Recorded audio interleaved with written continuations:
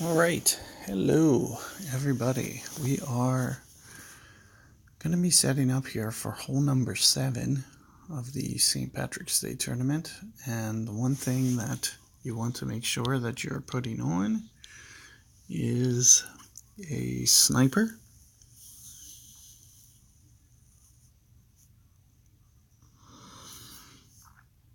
And that's going to be pretty much all you need. Crap. So I want to start forfeiting out, which means I'd kind of like to keep all these chests in place where they already are. So that's what I'll do. I think I'm just going to forfeit. That's what I decided. So I'll just take my tee shot here. When it doesn't go in, forfeit. If it goes in, well, we'll just play it through. Why not? But,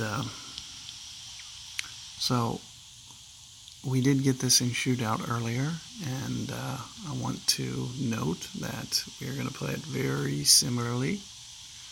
If you wanted to go back and see that, the wind was just the opposite direction. It's going to be very similar, so just a hint of topspin. Now what I do usually do here is I play more rings. So here I play about 20% extra wind.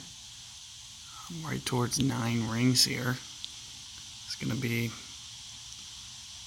where, oh, I have to hit that? Come on. Nope, it's left. Jeez. That would have been a good looking ball.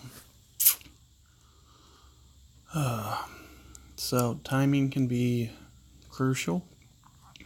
Perfect ball, great ball. The difference is no real chance.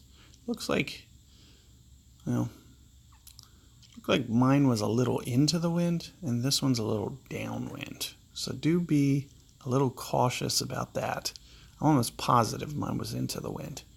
So for this hole, make sure that you're not using a reference aim point and that you are turning the screen and making sure that you are playing this just in case one is downwind and the other is into the wind, like I believe it is.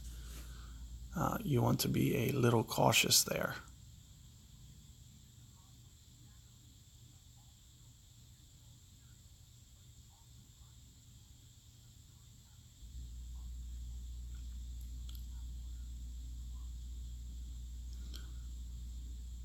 And there you're seeing, oh wow, oh no, that's going to give me birdie.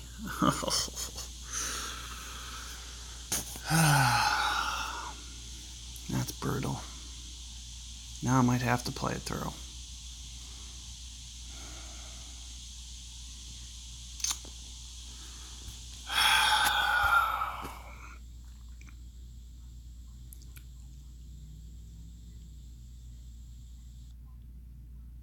Jeez.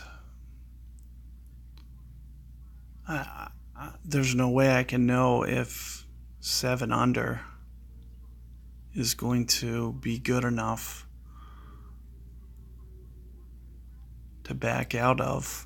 It would have been nice to have some practice, but I guess now we're just going to have to go ahead and qualify just to be on the safe side. I'm not waiting around for 12, 15 hours just to see where these guys are in pro division.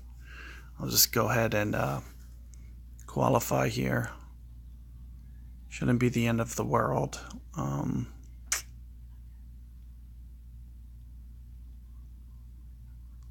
it's so weird. Like, I didn't even get to see anything that guy did, and then he great balled it into the hole.